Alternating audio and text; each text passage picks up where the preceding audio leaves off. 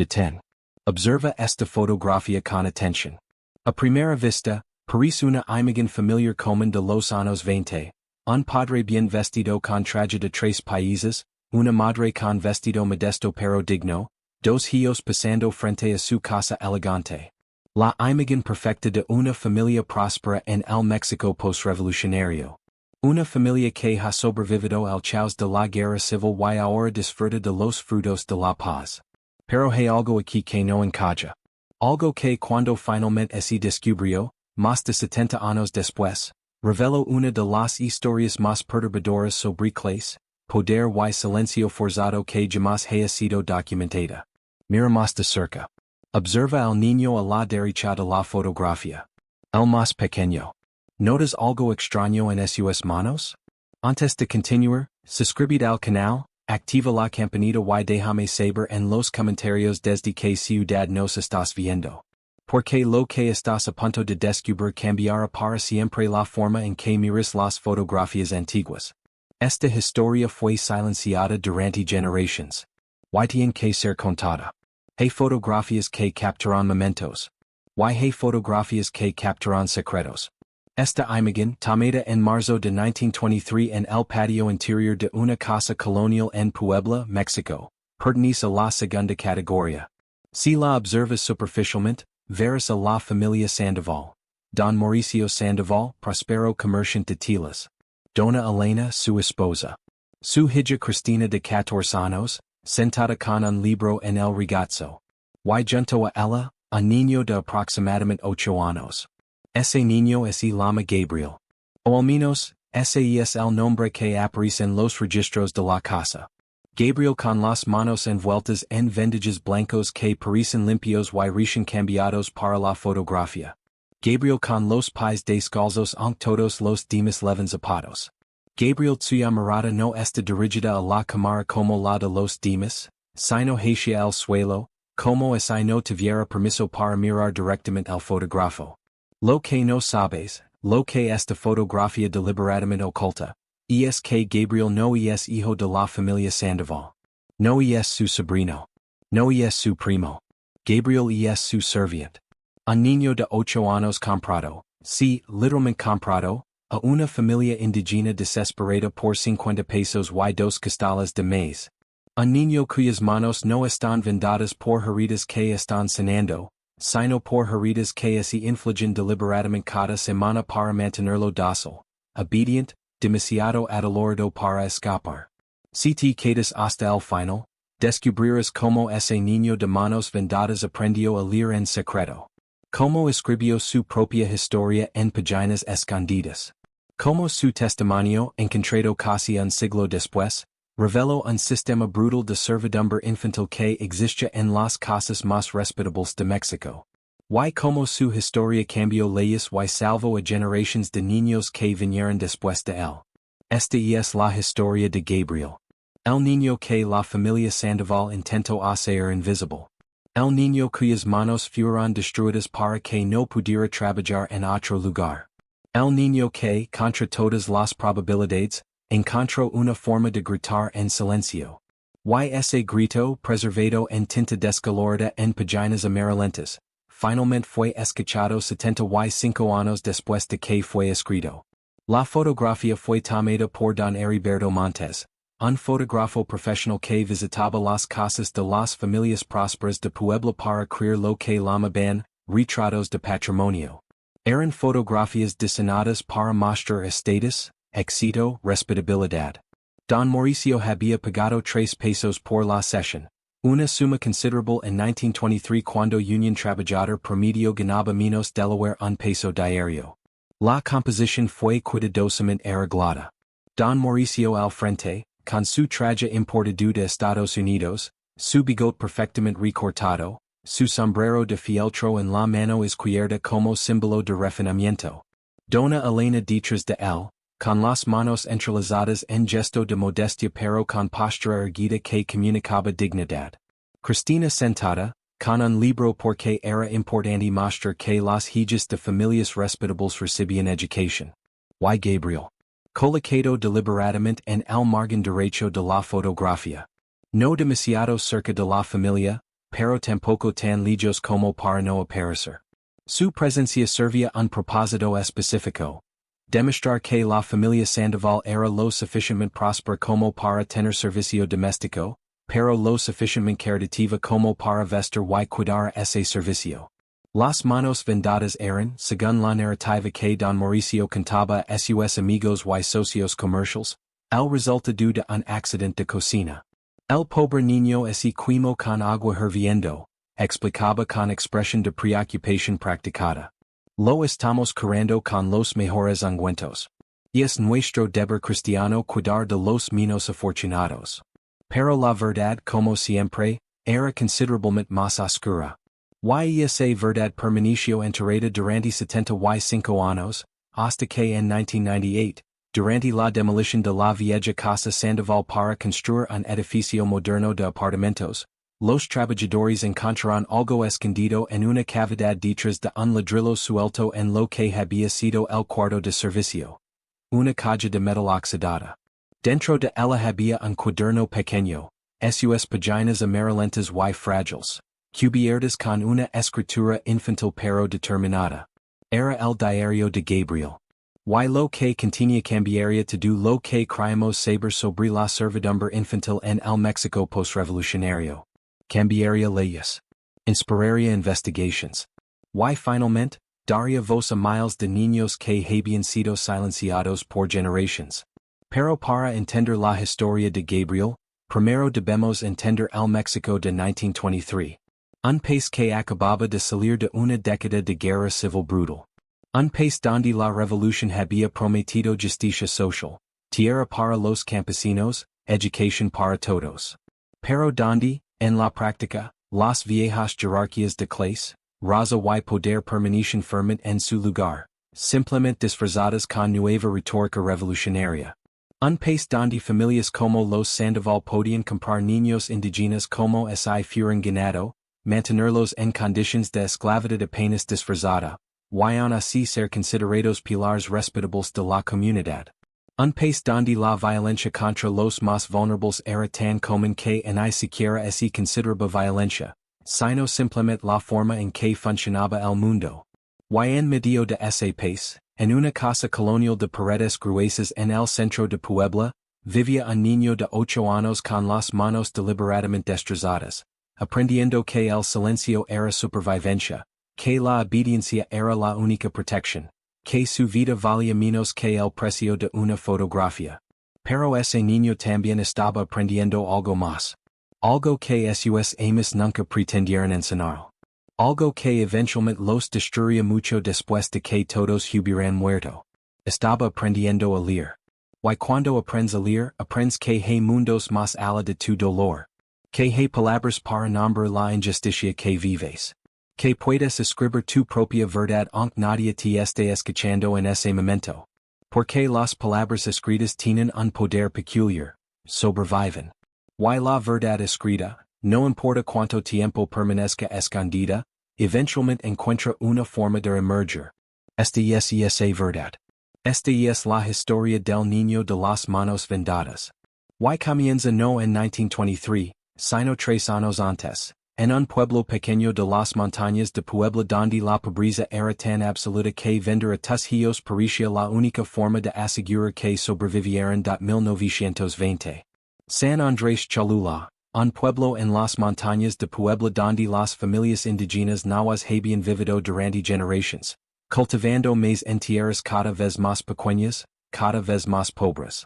La revolución mexicana había terminado oficialmente, pero sus promesas de reforma agraria seguían siendo exactamente eso, promesas que flotaban en el aire como el humo, visibles pero intangibles. En una casa de adobe con techo de tejas rojas vivía la familia Mendoza.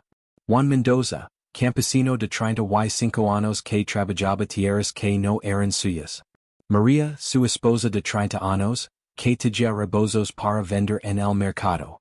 Y 5 hijos, 3 niñas y 2 niños, incluyendo a Gabriel, el más pequeño, que había nacido en 1915, el año más brutal de la guerra civil, cuando los ejércitos revolucionarios y federales arrasaban pueblos enteros buscando comida y reclutas. Gabriel había nacido durante una época de muerte, pero María había decidido que eso significaba que su hijo menor tenía un propósito especial. Sobreviviste cuando muchos murieron, lo decía mientras lo amamantaba durante los primeros meses de su vida. Eso significa que Dios tiene planes para ti. Pero los planes de Dios, si existen, eran difíciles de discernir en medio de la pobreza aplastante que definía cada día de la vida de la familia Mendoza. Comían tortillas con sal en el desayuno, si había tortillas. Frijoles aguados en la comida, si había frijoles. Cenaban lo que sobraba, que generalmente era nada. Los niños desarrollaban estómagos hinchados de desnutrición. Sus piernas eran delgadas como palos. Sus ojos tenían esa mirada vidriosa que viene de hambre crónica. Juan trabajaba de sol a sol en tierras de un hacendado que había sobrevivido a la revolución adaptándose, cambiando títulos de propiedad, sobornando a las nuevas autoridades revolucionarias.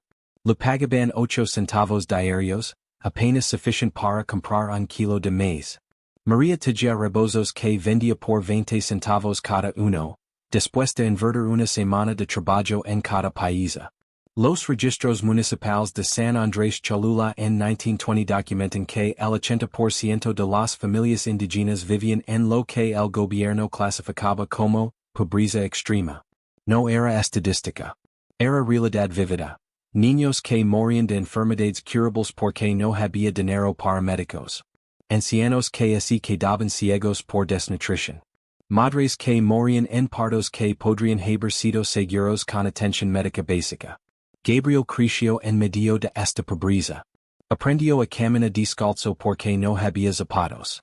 Aprendió a no pedir más comida porque no había más comida que dar. Aprendió a cuidarse calado cuando le dolía el estómago de hambre porque sus padres ya se sentían suficientemente culpables sin que él se los recordara con sus quejas. Pero Gabriel también aprendió otras cosas. Aprendió canciones en náhuatl que su abuela lo enseñaba. Aprendió a identificar plantas comestibles en las montañas. Aprendió a hacer figuras de barro con sus manos pequeñas y rápidas. Era un niño inteligente, curioso, con una capacidad natural para aprender que su madre notaba y atesoraba. Este niño es especial, le decía María a Juan cuando pensaban que Gabriel estaba dormido. Debería ir a la escuela. Debería aprender a leer. Juan suspiraba. ¿Con qué dinero? La escuela del pueblo solo acepta niños que pueden pagar útiles. Nosotros apenas podemos pagar tortillas. Y entonces luego 1923. El año de la gran sequía. Las lluvias que normalmente llegaban en mayo no llegaron. Junio pasó sin una sola gota de agua. Los cultivos se secaron en los talos. El mes que debería haber estado verde y alto para julio era amarillo y amarillo. Las familias que ya vivían al borde del precipicio fueron empujadas hacia el abismo. Para agosto, la familia Mendoza estaba al borde de la inanición literal. No metafórica, no exagerada, sino real y mortal. Los niños lloraban constantemente de hambre. La leche de María se había secado porque ella misma no tenía suficiente nutrición. Juan había perdido tanto peso que sus costillas se marcaban contra su piel como las costillas de un animal muerto. Fue entonces cuando don Mauricio Sandoval llegó al pueblo. Era un comerciante de telas de Puebla que ocasionalmente visitaba pueblos rurales buscando lo que él llamaba eufemísticamente oportunidades de inversión. En realidad buscaba mano de obra barata. Y en tiempos de hambre desesperada, la mano de obra más barata de todas eran los niños. Hizo correr la voz a través del cura del pueblo. Estaba dispuesto a adoptar a un niño de una familia necesitada. Le daría al niño techo, comida, ropa, educación. A cambio, el niño trabajaría en su casa realizando tareas domésticas ligeras. Y además, generosamente, pagaría a la familia 50 pesos en efectivo y 2 costales de maíz. Para la familia Mendoza, que no había visto 50 pesos juntos en toda su vida, que no había comido maíz en semanas, era una oferta imposible de rechazar. Pero también imposible de aceptar sin que así les rompiera el corazón en pedazos. María lloró durante 3 días. No puedo, repetía una y otra vez. No puedo entregar a mi hijo. Es mi bebé. No puedo. Pero Juan, pragmático y desesperado, la hablaba con voz que temblaba de dolor pero era firme en su lógica. Si no lo hacemos todos vamos a morir. Los 5 niños. Yo. Todos. Al menos así Gabriel vivira. Y los demás también vivirán. No es una elección. Es supervivencia. El cura los visitó para persuadirlos, presentándolo como un acto de caridad cristiana. Don Mauricio es un hombre respetable. Su familia es piadosa. El niño será tratado bien. Será parte su hogar. Y ustedes podrán alimentar a sus otros hijos. Es la voluntad de Dios encontrar soluciones en tiempos difíciles. Gabriel tenía 8 años. No entendía completamente lo que estaba sucediendo, pero entendía suficiente para saber que algo terrible se avecinaba. Escuchaba a su madre llorar por las noches. Veía a su padre mirar al suelo con vergüenza que le doblaba la espalda. Sentía que el mundo que conocía estaba a punto de terminar. El día que Don Mauricio vino a recogerlo, Gabriel estaba llegando fuera de la casa con figuras de barro que había hecho. Su madre lo llamó adentro. Le puso su ropa menos gastada. Le lavó la cara con agua fría. Le peinó el cabello con los dedos porque no tenían peine. ¿Vas a ir con este señor? Le dijo con voz que se quebraba. ¿Vas a vivir en su casa en la ciudad? ¿Vas a tener comida todos los días? ¿Vas a estar seguro? Gabriel la miró sin entender. ¿Pero tú vas a estar allí, mamá? María no pudo responder. Solo lo abrazó tan fuerte que casi no podía respirar. Don Mauricio legó en un coche tirado por caballos. Vestía traje fino que contrastaba brutalmente con la pobreza del pueblo. Inspeccionó a Gabriel como quien inspecciona ganado en el mercado. Es pequeño, comentó. Pero parece fuerte. ¿Está sano? Juan asintió, aunque todos en la familia tenían parecidos y desnutrición. Es un buen niño. Trabajador. Obediente. Don Mauricio entregó el dinero y los costales de maíz. Firmó un papel que supuestamente era un contrato de adopción temporal, aunque ninguno de los padres de Gabriel sabía leer lo que realmente decía. Y entonces, sin más ceremonia, le dijo a Gabriel, sube al coche. Vámonos. Gabriel miró a su madre. Ella tenía los ojos cerrados, las manos sobre la boca para contener los sollozos. Miró a su padre. Juan miraba al suelo, incapaz de enfrentar los ojos de su hijo. Gabriel no loró. Ya había aprendido que llorar no cambiaba nada. Subió al coche. El viaje hacia Puebla duró 4 horas. Gabriel nunca había salido de su pueblo. Todo lo que veía era nuevo y aterrador. Edificios grandes. Calles pavimentadas. Gente con ropa elegante. Y el silencio. Don Mauricio no le habló en todo el viaje. Simplemente lo ignoró como si fuera un paquete que estaba transportando. Cuando llegaron a la casa colonial en el centro de Puebla, Gabriel quedó completamente abrumado. Era más grande que todas las casas de su pueblo juntas. Tenía 2 pisos. Ventanas con vidrio real. Puertas de madera talada. Un patio interior con fuente. Era otro mundo completamente. Dona Elena lo recibió con una mezcla de inspección crítica y falsa bondad. Es más sucio de lo que esperaba. Le dijo a su esposo como si Gabriel no estuviera presente. Necesita un baño. Y hay que cortarle ese cabello. Y esas ropas tendrán que quemarse. La hicieron bañarse en el patio con agua fría y Jabin esperó que le quemaba la piel. Le cortaron el cabello casi el ras. Le dieron ropa usada que había pertenecido a algún otro niño. Pantalones de manta, camisas sin mangas, nada para los pies. Y entonces Dona Elena estableció las reglas que gobernarían cada minuto de su vida a partir de ese momento. Tu nombre ahora es Gabriel. Olvidarás tu nombre anterior. Tu familia está aquí ahora. Nos llamarás señor y señora. Nunca nos mirarás directamente a los ojos. Trabajarás cuando te digamos que trabajes. Comerás cuando te digamos que comas. Dormirás donde te digamos que duermas. Si obedeces te trataremos bien. Si desobedeces. No terminó la frase. No necesitaba hacerlo. La amenaza flotaba en el aire como humo. Lo llevaron a su cuarto. Un espacio de 2 metros por 2 en la azotea, sin ventanas, con un pedate en el suelo y una cobija delgada. Hacía frío incluso en marzo. En verano sería un horno. En invierno un congelator. Pero era su espacio. El único espacio en todo el mundo que era suyo. Esa primera noche, Gabriel se acurrucó en el pedate, abrazo sus rodillas contra su pecho y finalmente lloró. Lloró por su madre. Lloró por su casa. Lloró por su vida que acababa de terminar. Y lloró porque, aunque tenía solo 8 años, entendía con claridad terrible que no había vuelta atrás. Que su infancia había sido vendida por 50 pesos y 2 costales de maíz. Que a partir de ahora, él no era Gabriel Mendoza, niño con familia y nombre propio. Era simplemente Gabriel, propiedad de la familia Sandoval, sin pasado reconocido y sin futuro imaginable más allá del servicio silencioso.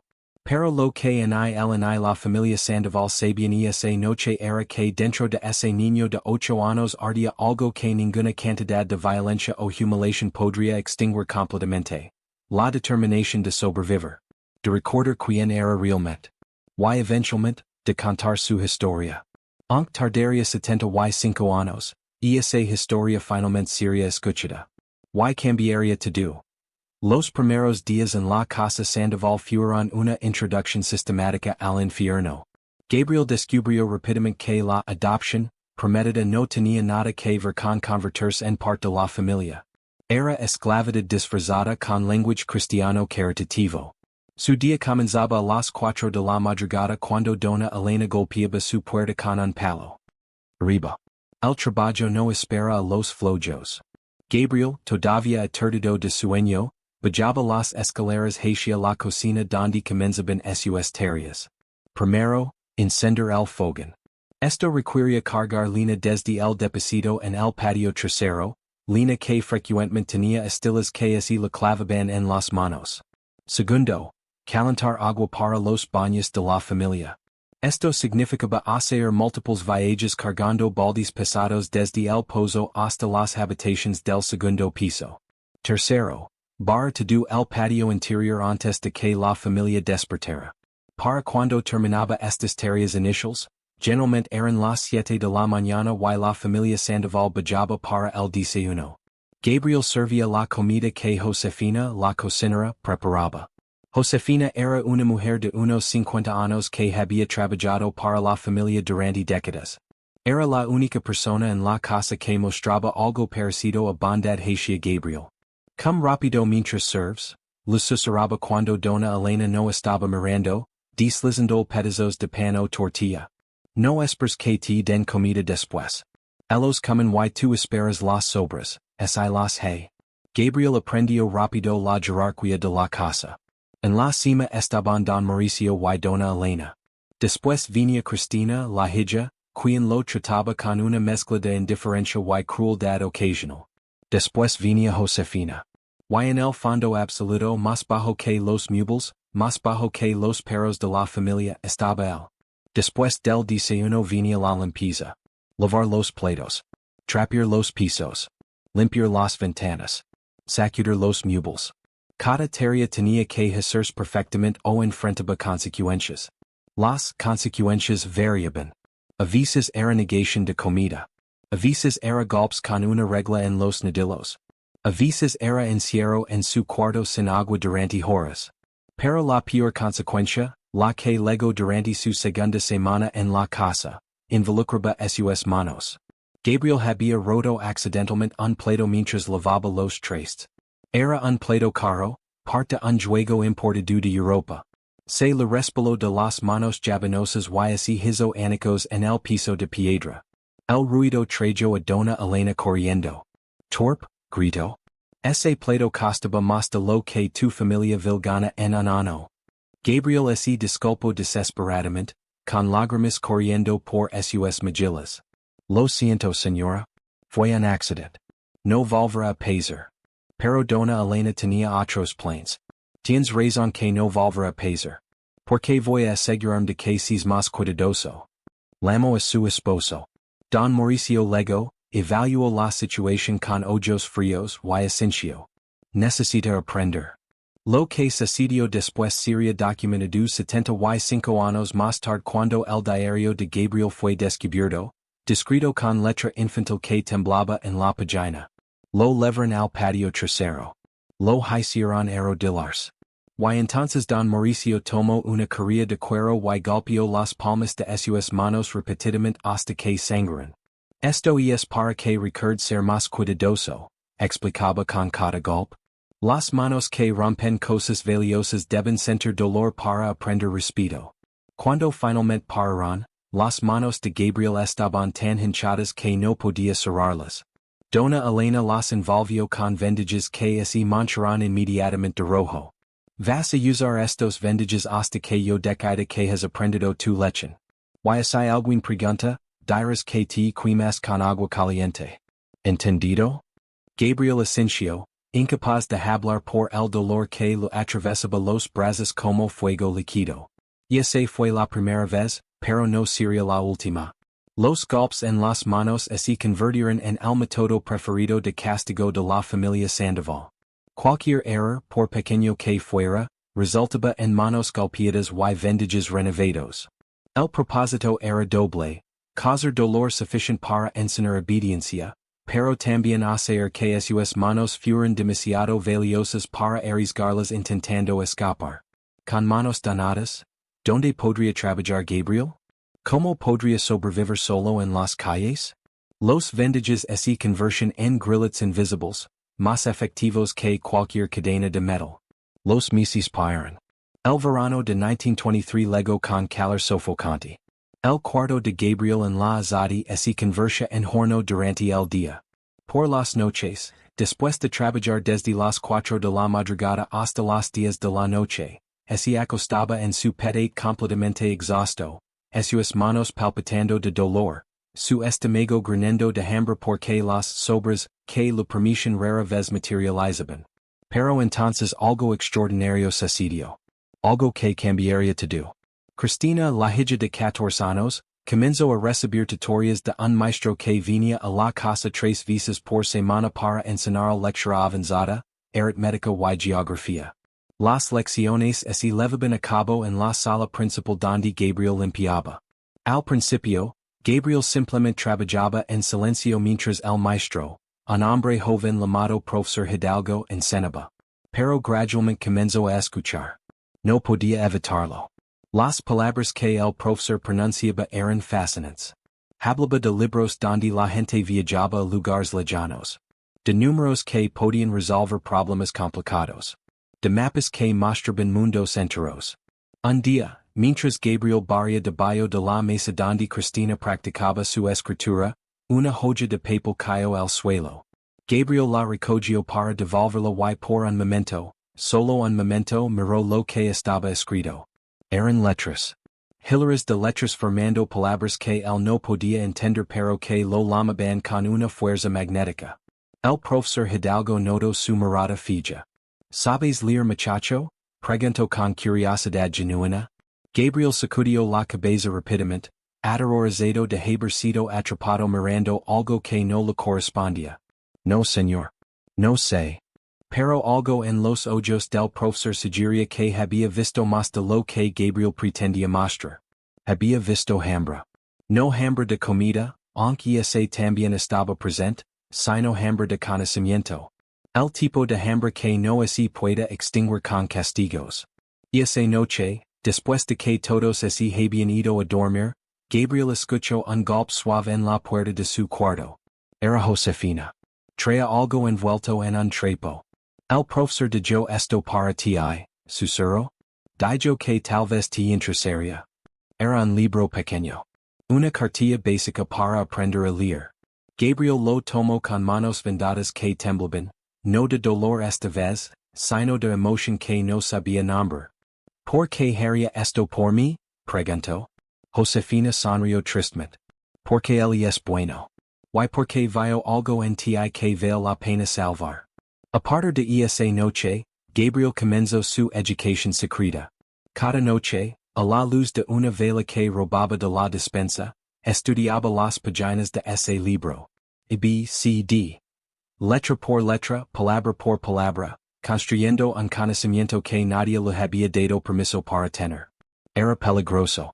Si lo descubrían los castigos serían terribles. Pero Gabriel había decidido algo fundamental. Prefería arriesgarse más dolor que vivir sin la posibilidad de entender el mundo más allá de su sufrimiento. El profesor Hidalgo comenzó a olvidar más libros después de las lecciones de Cristina. Una gramática básica. Un libro de matemáticas simples. Un volumen delgado de polla. Josefina y los lavaba a Gabriel en la noche, siempre con advertencias de ser cuidadoso, de no ser descubierto. En 3 meses, Gabriel aprendió a leer frases simples. En 6 meses, podía leer párrafos completos. No era solo que pudiera descifrar las palabras. Entendía lo que significaban. Ese entendimiento abrió universos enteros. Descubrió que había leyes. Palabras escritas que supuestamente protegen incluso a niños como él. Descubrió que la esclavitud infantil era oficialmente ilegal en México desde la Constitución de 1917, aunque claramente nadie hacía cumplir esa ley. Descubrió que en algunos lugares del mundo, los niños iban a escuelas en lugar de servir en casas. Descubrió que su situación, por más normal que pareciera en la casa Sandoval, era una perversión de todo lo que así suponía que fuera justo y correcto. Entonces, en diciembre de 1923, 9 meses después de llegar a la casa Sandoval, Gabriel tomó la decisión más valiente y más peligrosa de su corta vida. Comenzó a escribir su propia historia.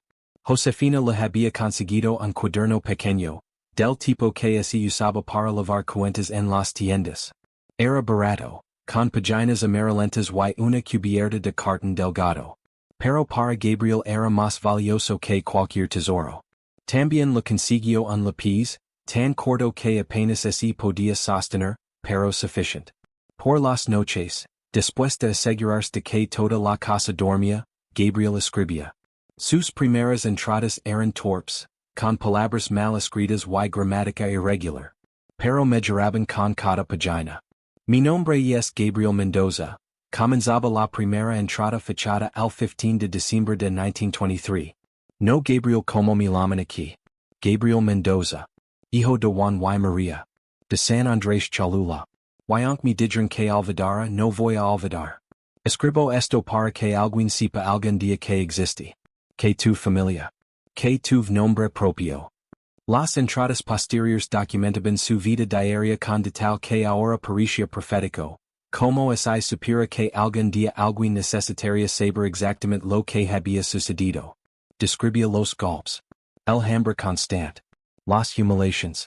Pero también describía momentos de algo parecido a la esperanza. El profesor Hidalgo me miró hoy mientras limpiaba durante la lección de la señorita Cristina. Me sonrió. Fue una sonrisa pequeña que nadie más vio, pero yo la six. Me hizo sentir que tal vez no soy completamente invisible. Josefina me dio un pedazo extra de pan hoy. Dijo que estoy muy flaco y que estoy muy enfermo, ella me vía cuidar. Después porque hacía tanto tiempo que nadie me trataba con amabilidad que había olvidado como es esencia. Mis manos duelen mucho hoy. La señora las golpeó porque dejé caer una escoba. Pero esta noche cuando pueda escribir sin que me vean, voy a escribir sobre mi mamá. Sobre cómo olía cuando me abrazaba. Sobre su voz cuando cantaba en náhuatl. Voy a escribir hasta que el dolor en mis manos sea menos que el dolor de olvidarla. Gabriel también comenzó a documentar cosas que no entendía completamente en ese momento pero que intuía eran importantes. Conversations que escuchaba cuando la familia pensaba que él no estaba prestando atención. Visitantes que venían a la casa y hablaban sobre otros niños que habían adoptado. Documentos que veía accidentalmente cuando limpiaba el estudio de Don Mauricio. Hoy escucho al señor hablando con otro hombre sobre conseguir otro muchacho. Dijo que yo era demasiado delicado, y que necesitaba uno más fuerte. El otro hombre dijo que conoce una familia en Tlaxcala que estaba desesperada. Hablaban de nosotros como si fuéramos animales que así compran y así venden. Creo que lo somos para ellos. El invierno de 1923 dio paso a la primavera de 1924. Gabriel cumplió 9 años en febrero, aunque nadie en la casa Sandoval lo sabía o lo importaba. Cristina cumplió quince en marzo y hubo una fiesta grande con invitados, música, comida elaborada. Gabriel sirvió durante toda la celebración, invisible entre las personas elegantes que comían y reían sin verlo siquiera. Esa noche escribió, vi tanto desperdicio de comida hoy. Tortillas apenas mordidas tiradas a la basura. Carne que nadie quiso. Pan que sobró. Mientras en mi pueblo mi familia probablemente está pasando hambre otra vez. Mi pregunta es me extrañan. Si se arrepienten de haberme vendido. Si piensan en mí tanto como yo pienso en ellos. Fue en marzo de 1924 cuando se tomó la fotografía. Don Mauricio había decidido que era tiempo de actualizar el retrato familiar. Contrató al mismo fotógrafo, Don Heriberto, que había tomado retratos de la familia antes. Don Mauricio tenía una razón específica para querer a Gabriel en la fotografía. Había estado solicitando un préstamo comercial considerable del banco. El gerente del banco era un hombre progresista que había hecho preguntas sobre las condiciones laborales en los negocios de Don Mauricio. Tener una fotografía que mostrara que la familia Sandoval cuidaba de un niño pobre sería útil para demostrar su carácter caritativo. Vas a estar en una fotografía con nosotros, lo informó Dona Elena esa mañana. Te vamos a poner ropa limpia. Vamos a cambiar tus vendajes por unos nuevos y limpios. Vas a pararte donde te digan y vas a mantener los ojos bajos. No vas a sonreír porque los sirvientes no sonríen en fotografías familiares.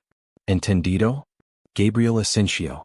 Pero por dentro, algo había cambiado en él durante esos meses de aprender a leer, de escribir su historia, de documentar su realidad. Y no era el niño completamente quebrado que había legado un año antes. Había encontrado una forma de resistir, manteniendo viva su verdad en páginas escritas. El día de la fotografía, lo vistieron con ropa que era ligeramente menos gastada que su uniforme diario. Le cambiaron los vendajes de las manos, asegurándose de que se vieran limpios y blancos, como si realmente fueran vendajes médicos y no símbolos de violencia sistemática. Le dijeron que se parara a la derecha de la composición, separado pero visible. Don Heriberto arregló cuidadosamente la escena. Don Mauricio al frente con su mejor traje. Dona Elena detrás, manos entrelazadas. Cristina sentada con un libro en el regazo para demostrar su educación. Y Gabriel al margen, con sus manos vendadas cruzadas frente a él, pies descalzos aunque todos los demás llevaban zapatos. Miren a la cámara, instruyó Don Heriberto. Todos excepto el muchacho. Tu mira hacia abajo. Gabriel obedeció. Miró el suelo mientras el fotógrafo ajustaba su equipo. Pero en su mente, estaba escribiendo lo que pondría en su diario esa noche. Hoy me fotografiaron con la familia como si fuera parte de ella. Pero no soy parte de nada aquí. Soy propiedad. Soy evidencia de su caridad falsa.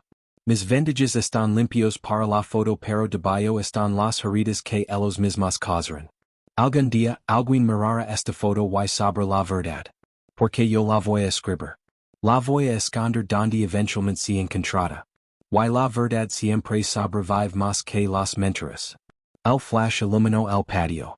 La fotografía capturó lo que los Sandoval querían que capturara. Una familia respetable, próspera, caritativa con un niño pobre pero cuidado. Lo que no capturó, porque ninguna fotografía puede capturar esto, era la verdad vívida detrás de esa imagen cuidadosamente construida. Esa noche, Gabriel escribió la entrada más larga de su diario hasta ese momento. 5 páginas describiendo no solo los eventos del día, sino sus pensamientos sobre lo que significaba ser invisible. Sobre cómo las personas podían mirar directamente hacia ti y no ver realmente. Sobre cómo el silencio forzado era una forma de muerte que mataba tu voz pero dejaba tu cuerpo funcionando. El profesor Hidalgo me dice a través de los libros que me deja que la palabra escrita sobrevive siglos. Escribió en esa entrada. Que las historias escritas hace 1000 años todavía leen hoy. Si eso es verdad, entonces tal vez mi historia también sobrevivirá. Tal vez mucho después de que yo haya muerto, alguien encontrará estas páginas. Y sobre que Gabriel Mendoza existió. Que sufrió. Pero que no de que lo hicieron olvidar quien era realmente. No sabía tsuan proféticamente estaba escribiendo. No sabía que sus palabras esperarían 75 años en la oscuridad. No sabía que cuando finalmente fueron descubiertas, cambiarían leyes y salvarían vidas. Solo sabía que escribir era la única forma de resistencia que tenía. Y que mientras pudiera escribir, parte él permanecería libre aunque su cuerpo estuviera esclavizado. Los meses siguientes trajeron cambios. El profesor Hidalgo dejó de venir a la casa abruptamente en abril. Nadie explicó por qué. Gabriel perdió su fuente secreta de libros y su único aliado adulto además de Josefina. Más tarde se enteraría, a través de conversaciones que escuchó, que el profesor había sido despedido porque don Mauricio sospechaba que tenía ideas progresistas peligrosas, y estaba llenando la cabeza de Cristina con tonterías sobre igualdad social. Pero para entonces, Gabriel ya sabía leer lo suficientemente bien como para continuar aprendiendo solo. Josefina le traía periódicos viejos que rescataba de la basura. Gabriel los estudiaba, aprendiendo sobre el mundo más allá de las paredes de su prisión. Aprendió sobre debates en el gobierno, sobre leyes laborales, sobre movimientos sociales que exigían derechos para trabajadores, sobre escuelas que se estaban construyendo en áreas rurales. Cada pedazo de información era una pieza de un rompecabezas que se estaba armando en su mente. El mundo no tenía que ser como era en la casa Sandoval. Existen otras posibilidades. Y esas posibilidades valían la pena documentar, proteger, recordar. Su diario creció. 50 páginas. 100 páginas. Cada una llenada con letra cada vez más clara y segura. Documentando no solo su sufrimiento, sino su resistencia. Su negativa a ser completamente aniquilado por el sistema que lo había comprado y pretendía poseerlo. Pero entonces, en agosto de 1924, sucedió algo que cambiaría todo nuevamente. Algo que pondría en peligro mortal no solo a Gabriel, sino su diario, su verdad escrita, todo lo que había construido durante más de un año de escritura secreta. Dona Elena descubrió que Gabriel sabía leer. El descubrimiento sucedió por accidente, como suceden las catástrofes. Gabriel estaba limpiando el estudio de don Mauricio una tarde de agosto cuando encontró un periódico abierto sobre el escritorio. Sin pensar, sin recordar mantener su secreto protegido, sus ojos se movieron automáticamente sobre las palabras, leyéndolas. No se dio cuenta de que dona Elena había entrado silenciosamente detrás de él hasta que escuchó su voz, fría como hielo. ¿Qué estás haciendo? Gabriel se congeló. El periódico todavía en sus manos. La evidencia innegable de que estaba leyendo. Balbució una excusa, pero dona Elena no era tonta. Se acercó rápidamente, lo arrancó el periódico y lo ordenó. Lee esto en voz alta. Ahora. Gabriel intentó fingir que no podía, pero ella insistió amenazadoramente. Y finalmente, aterrorizado, leyó el párrafo que estaba señalando. Su voz temblaba, pero las palabras salían claras. Podía leer. No había forma de negarlo. Dona Elena lo miró con una mezcla de furia y algo más peligroso. Miedo. ¿Quién te enseñó?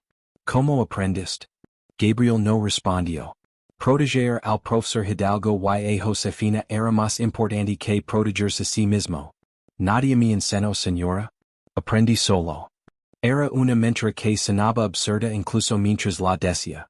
Pero dona Elena tenía preocupaciones más urgentes que identificar cómplices. ¿Has estado leyendo cosas en esta casa? ¿Has leído documentos privados? Gabriel negó con la cabeza desesperadamente aunque era mentira. Había leído muchas cosas.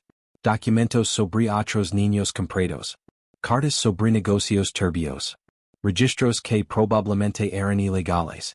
Dona Elena lo agarró del brazo con fuerza brutal. Mi esposo se vía enterar de esto. Y habrá consecuencias severas. Un indio que sabe leer y es peligroso.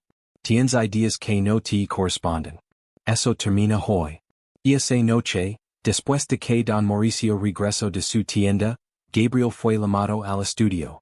Lo hicieron parar mientras los dos discutían su destino como si no estuviera presente. Podríamos devolverlo a su familia, sugirió Dona Elena.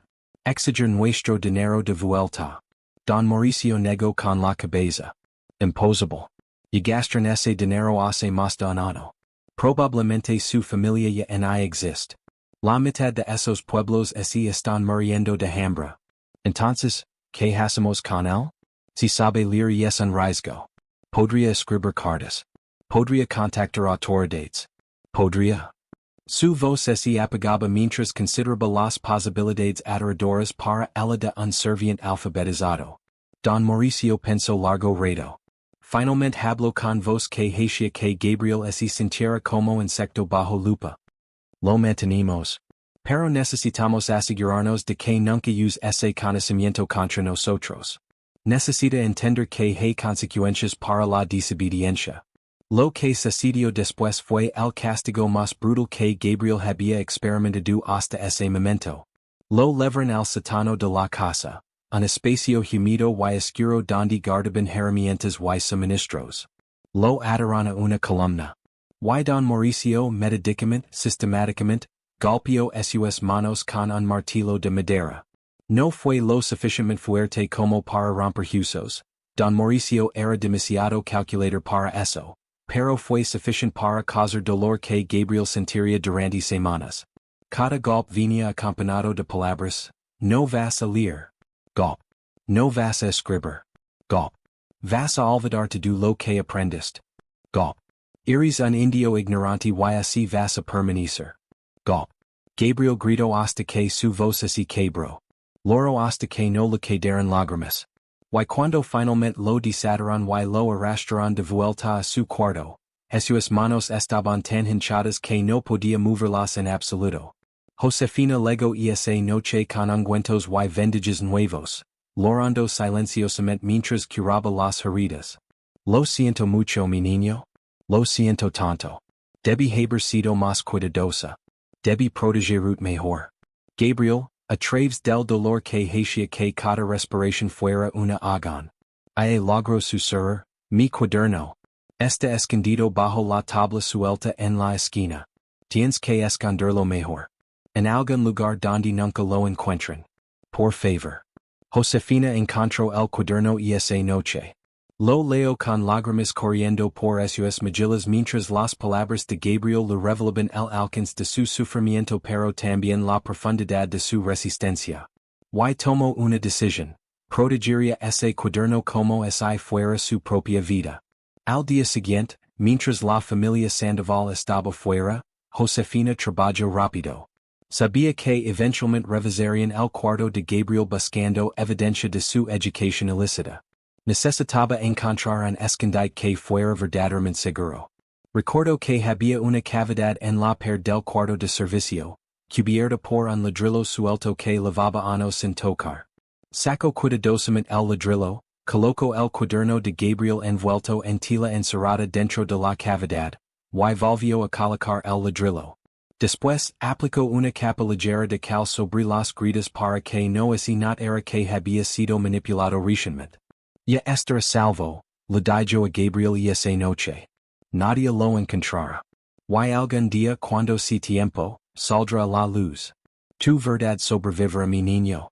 Te lo prometo. Las semanas siguientes fueron las más oscuras de la vida de Gabriel hasta ese momento. Sus manos tardaron casi un mes en sanar lo suficiente como para poder trabajar nuevamente. Durante ese tiempo fue tratado como una carga inútil. Dona Elena lo regañaba constantemente por su holgazanería. Don Mauricio lo miraba con desdén, como si fuera un animal defectuoso que había resultado una mala inversión. Pero algo había cambiado fundamentalmente en Gabriel. El castigo diseñado para quebrar su espíritu había, paradójicamente, fortalecido su determinación. Ahora sabía con certeza absoluta que su historia estaba escondida. Que había evidencia de lo que lo estaban haciendo. Que la verdad existía en forma física, esperando ser descubierta. Y eso le daba una forma extraña de poder, incluso en medio de su impotencia. Para septiembre de 1924, Gabriel había vuelto a sus tareas habituales, aunque sus manos nunca recuperarían completamente su función anterior. Desarrollo un temblor permanente que haría difícil sostener objetos pequeños por el resto de su vida. Pero había sobrevivido. Y sobrevivir, en ese entorno, era su forma de victoria. Los meses pasaron. El invierno de 1924 dio paso a la primavera de 1925. Gabriel cumplió 10 años. Había pasado 2 años en la casa Sandoval, 2 años que se sienten como 2 décadas de envejecimiento acelerado. Pero entonces, en abril de 1925, algo completamente inesperado sucedió. El profesor Hidalgo regresó. No para dar lecciones. Vino como cliente, necesitando comprar telas para su madre. Gabriel lo vio entrar a la tienda que don Mauricio operaba en la planta baja de la casa. Sus ojos se encontraron brevemente. Y Gabriel vio reconocimiento, preocupación y algo que podría ser determinación en la mirada del profesor. 2 días después, Josefina le entregó a Gabriel una nota de blada. El profesor la dejó para ti. Dijo que era importante. Gabriel, con manos todavía temblorosas, la desdobló y leo. Sé lo que dijeron. He estado investigando. No estás solo. Ten fe. Era un mensaje críptico, pero lino a Gabriel de una emoción que no había sentido en meses. Esperanza. ¿Qué significaba que el profesor estaba investigando? ¿Investigando qué? ¿Y quién? ¿Y qué podría hacerse? No tuvo que esperar mucho para obtener respuestas. Una semana después, inspectores del gobierno llegaron a la casa Sandoval sin previo aviso. Dijeron que estaban investigando denuncias de violaciones a las nuevas leyes laborales sobre empleo infantil. Don Mauricio los recibió con sonrisas forzadas y cooperación aparente. Les mostró el contrato de adopción, que supuestamente legalizaba la situación de Gabriel. Les explicó que Gabriel era casi como un hijo para ellos, que recibía trato familiar, que estaba siendo educado y cuidado. Los inspectores pidieron hablar con Gabriel a solas. Dona Elena intervino inmediatamente. El muchacho es muy tímido. No habla mucho español. Será difícil que les diga algo útil. Pero los inspectores insistieron. Lo llevaron al patio donde técnicamente estaban a solas aunque Gabriel sabía que don Mauricio estaba escuchando desde la ventana. Le hicieron preguntas. ¿Te tratan bien? ¿Como suficient? ¿Duermes en un lugar apropiado? ¿Te golpean? Gabriel estaba en una posición imposible. Si decía la verdad, probablemente sería castigado severamente después de que los inspectores se fueran. Si mincha, ese perdería su única oportunidad de escapar. Miró sus manos vendadas. Miró hacia la ventana donde sabía que don Mauricio estaba observando. Y tomó una decisión que lo sorprendió incluso a sí mismo. ¿Me tratan bien, señores? Minció. Pero me gustaría ver a mi familia algún día. Han pasado 2 años. ¿Podrían ayudarme a visitarlos? Era una petición menor, no una acusación. Pero era suficiente para plantar una semilla. Los inspectores intercambiaron miradas. ¿Sabes dónde está tu familia? Gabriel asintió. San Andrés Cholula. Mi padre es Ilama Juan Mendoza. Los inspectores tomaron notas. Hicieron más preguntas. Pero finalmente, para desilusión de Gabriel, ese marcharon sin hacer nada concreto. Don Mauricio los despidió cordialmente, asegurándoles que todo estaba en orden, que Gabriel era bien cuidado, que las acusaciones eran claramente infundadas. Y esa noche, Gabriel esperaba un castigo terrible por haber mencionado a su familia. Pero don Mauricio era más inteligente que eso. Sabía que castigar a Gabriel inmediatamente después de la visita de los inspectores sería sospechoso. Así que esperó. Y mientras esperaba, comenzó a hacer planes. 2 semanas después, llamó a Gabriel a su estudio. Hemos decidido que sería bueno para ti visitar a tu familia, anunció con sonrisa que no alcanzaba a sus ojos. Te vamos a llevar a San Andrés Cholula este domingo. Podrás verlos por unas horas. Gabriel no podía creer lo que estaba escuchando. ¿Realmente lo dejarían ir? ¿Después de 2 años? La alegría y la sospecha lucaban en su mente. El domingo llegó. Los subieron en coche. Y comenzaron el viaje hacia su pueblo natal. Durante las 2 horas de viaje, Gabriel miraba por la ventana con corazón que latía cada vez más rápido. Había ver a su madre, a su padre, a sus hermanos. Después de 2 años que así habían sentido como una vida entera. Cuando llegaron a San Andrés Cholula, el pueblo así veía más pobre, más deteriorado de lo que Gabriel recordaba. La sequía había devastado la región. Muchas casas estaban abandonadas. Los que quedaban tenían esa mirada hueca del hambre crónica. Encontraron la casa de la familia Mendoza. Gabriel bajó del coche con piernas que apenas lo sostenían de la emoción. Corrió hacia la puerta. Golpeó. Y cuando su madre abrió, la escena que siguió sería grabada en su memoria para siempre. María no lo reconoció inmediatamente. Había cambiado tanto. Estaba más delgado, más alto, con expresión en los ojos que no debería tener ningún niño de 10 años.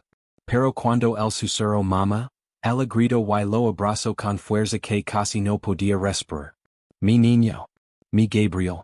Pensé que nunca te volvería a ver. Lloraron juntos. Juan salió vio a su hijo y también lloró.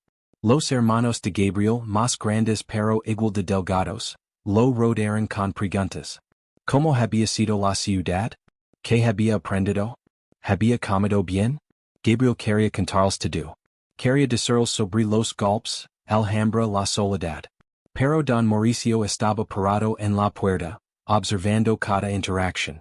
Y Gabriel sabía que cualquier palabra equivocada tendría consecuencias. Pasaron 2 horas demasiado rápidas. María preparó lo poco que tenía. Tortillas, frijoles. Compartieron comida y palabras que así sentían tanto reconfortantes como dolorosas. Y entonces don Mauricio anunció, es hora de irnos. El adiós fue desgarrador. María así aferró a Gabriel como si quisiera no dejarlo ir nunca. ¿Vas a volver? Preguntó con lágrimas. Gabriel miró a don Mauricio. Don Mauricio sonrió. Por supuesto. Lo traeremos otra vez pronto. Era mentira. Gabriel lo sabía. Y su madre también lo sabía. Pero era la mentira que tenían que finger creer. En el viaje de regreso, don Mauricio finalmente reveló el verdadero propósito de la visita. ¿Viste tu familia? ¿Viste cómo están viviendo? Apenas sobreviviendo. ¿Crees que estarías mejor allí? ¿Muriendo de hambre con ellos? Oh, prefieres quedar con nosotros donde el menos comes. Era chantaje emocional brutal pero efectivo. Gabriel entendió el mensaje. Calate. Obedece. O tu familia sufrirá aún más. Esa noche, de regreso en su cuarto en la azadi, Gabriel se acurrucó en su petite y lloró silenciosamente. Había visto a su familia.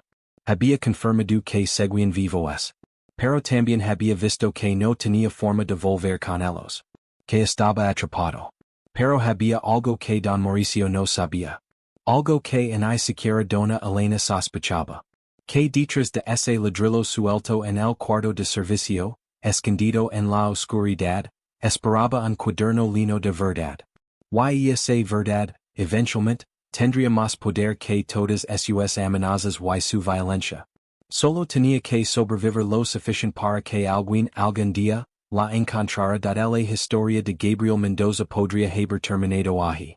Podría haberse perdido completamente en el silencio que tragaba tantas historias de niños explotados en el México de principios del siglo XX. Pero las historias escritas tienen un poder peculiar. Sobreviven. Gabriel vivió en la Casa Sandoval hasta 1928, cuando tenía 13 años. Para entonces, los cambios políticos en México habían fortalecido las leyes contra el trabajo infantil.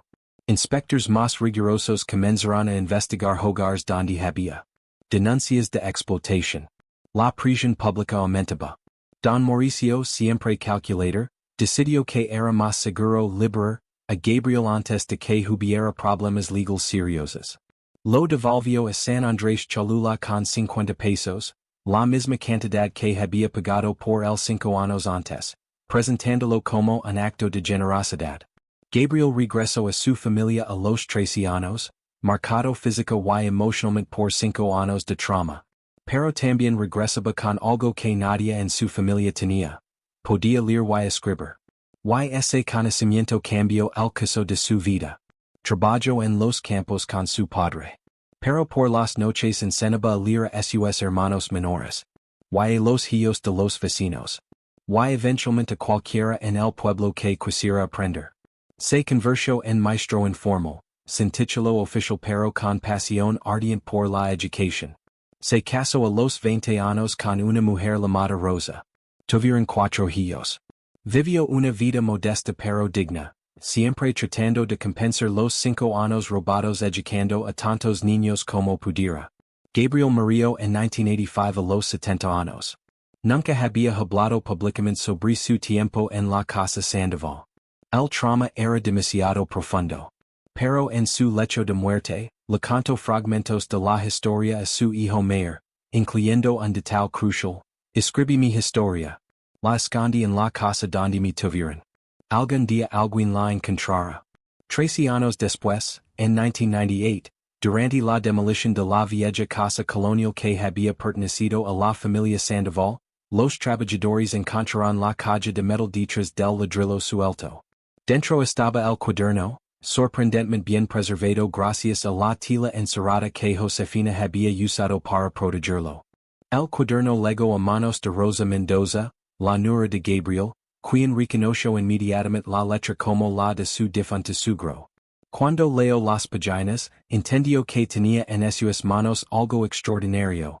Testimonio directo de un sistema de servidumbre infantil que había sido negado oficialmente durante décadas.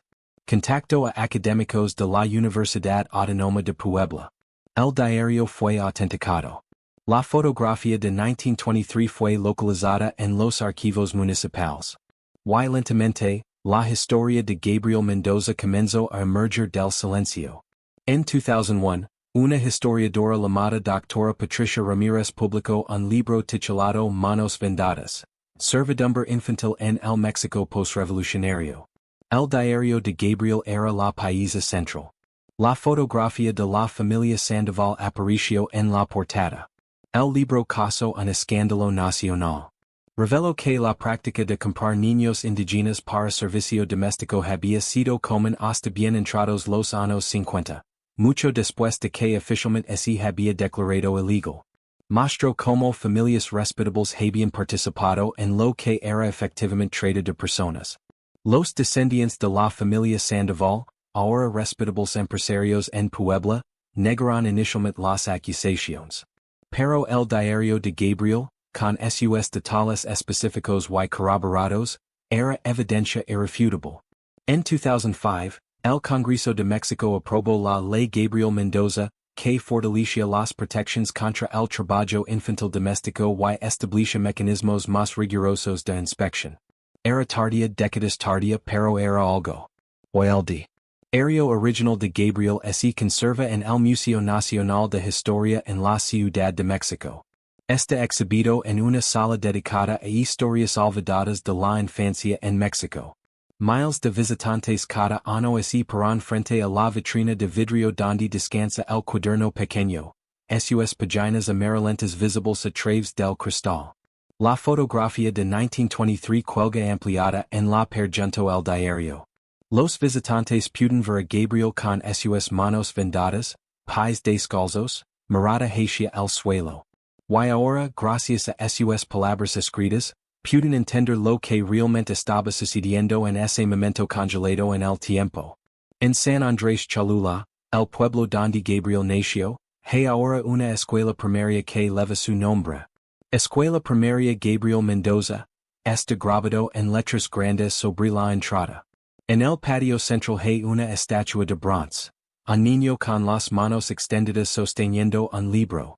La placa de bio dice, a Gabriel Mendoza 1915-1985. Quien demostró que la palabra escrita es más poderosa que cualquier cadena. Cada año, el 15 de marzo, aniversario del día en que fue tomada la fotografía, la escuela organiza una ceremonia especial. Los estudiantes leen pasajes del diario de Gabriel. Discuten lo que significa resistir la injusticia. Aprenden sobre la historia que casi fue olvidada pero que sobrevivió gracias a un niño valiente que se negó a dejar que su verdad muriera. En 2015, 92 años después de que fue tomada la fotografía, La bisnieta de Gabriel, una joven llamada Sofía Mendoza, se graduó de la Universidad Nacional Autónoma de México con un título en Derecho. En su discurso de graduación, contó la historia de su bisabuelo. Gabriel Mendoza tenía 8 años cuando le robaron su infancia, dijo con voz firme. Tenía 10 cuando sus manos fueron destrozadas por atravesar. Pero aprendió algo que sus opresores nunca entendieron, que las palabras escritas sobreviven. Que la verdad, no importa cuánto tiempo permanezca escondida, eventualmente emerge. Hoy me graduó de abogada en su honor. Voy dedicar mi carrera a defender a los niños cuyos derechos son violados, cuyas voces son silenciadas. Porque la historia de mi bisabuelo me enseñó que un niño con un lápiz puede cambiar el mundo. Su discurso fue grabado y compartido ampliamente en redes sociales. El video fue visto miles de veces. La fotografía de 1923 circuló nuevamente, ahora con contexto completo. Y cada vez que alguien la comparsa, incluyen las palabras de Gabriel de su primera entrada de diario. Mi nombre es Gabriel Mendoza. No Gabriel como me llaman aquí. Gabriel Mendoza. Y aunque me dijeron que olvidara, no voy a olvidar. Organizaciones de derechos humanos adoptaron la historia de Gabriel como símbolo de resistencia contra el trabajo infantil. La fotografía apareció en campañas educativas en toda América Latina. Se convirtió en material de estudio en casos universitarios sobre derechos humanos, historia social y justicia restaurativa. Pero quizás el legado más significativo fue el cambio en las leyes y su aplicación. Después de la publicación del diario de Gabriel y el escándalo que siguió, México estableció protocolos mucho más estrictos para monitorear el empleo doméstico infantil. Se crearon líneas directas para denuncias anónimas.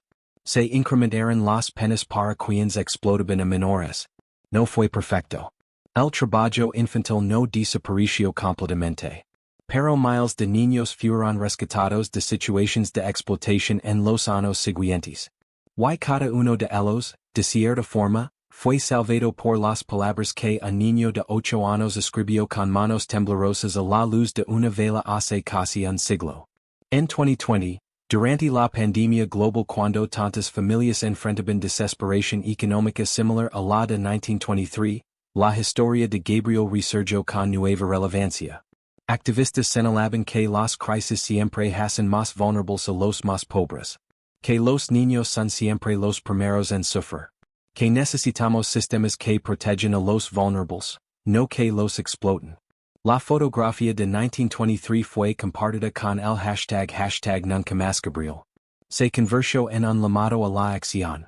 Nunca más permitir que los niños sean comprados y vendidos. Nunca más aceptar que la pobreza justifica la explotación. Nunca más silenciar las voces de los que sufren.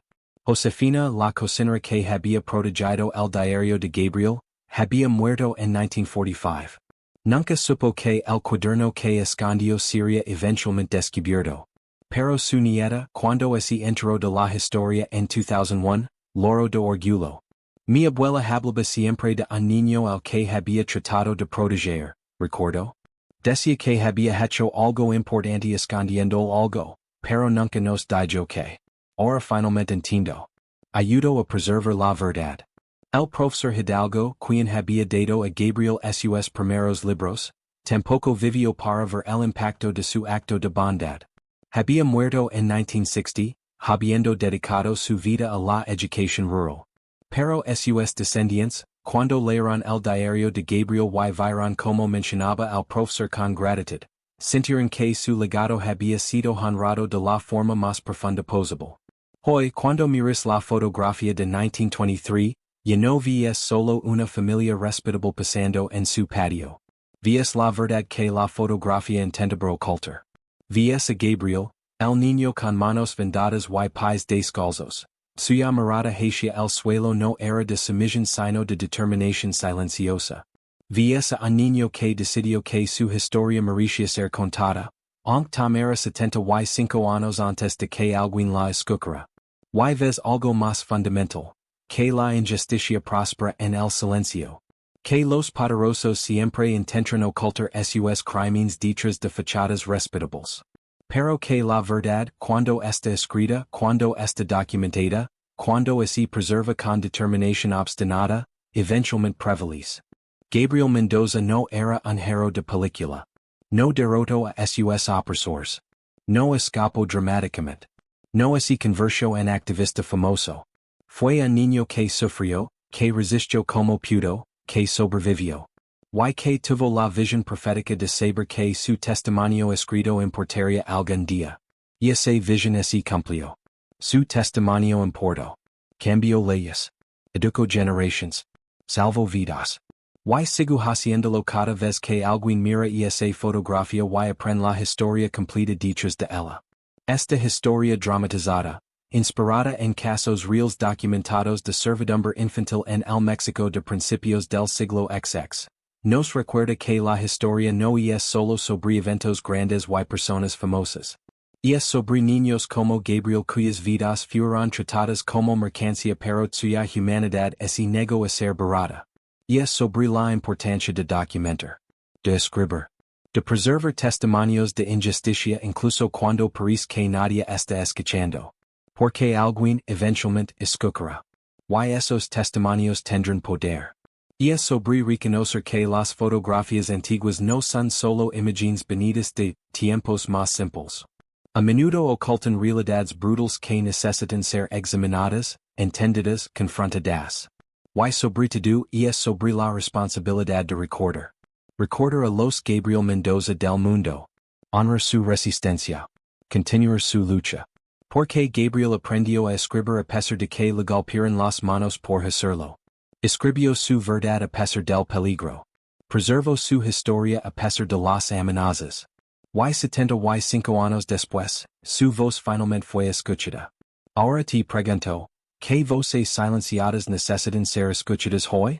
¿Qué verdades ocultas necesitan ser reveladas? ¿Qué niños están sufriendo en silencio esperando que alguien note, que alguien documente, que alguien actúe? Gabriel no pudo salvarse a sí mismo. Pero su historia salvó a innumerables otros. Esa es la lección final de la fotografía de 1923. Que nuestros testimonios importan. Que documentar la injusticia es un acto de resistencia. Que la verdad escrita sobrevive la opresión. Si llegaste hasta el final, escribe la palabra resistencia en los comentarios para honrar la memoria de Gabriel Mendoza y todos los niños cuyas historias fueron silenciadas pero no olvidadas. Suscribid al canal, activa la campanita, y comparte este video. Porque cada vez que compartimos estas historias, cumplimos la promesa que Gabriel se hizo a sí mismo en 1923. Que su sufrimiento no sería en vano. Que su verdad sería conocida. Que su voz, aunque tardó 75 años, finalmente sería escuchada. Gracias por escuchar. Gracias por recordar. Gracias por ser parte de mantener viva esta verdad.